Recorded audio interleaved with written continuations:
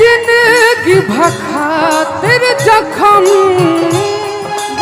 जिंदगी भखा जबन सोचा हमारा बारे में तोहरा खातिर कब मोइल न रहे प्यार कल परसो क्या गाइल न रहे भुला गइल वैसे जैसे गाइल न रहे ई प्यार कल परसो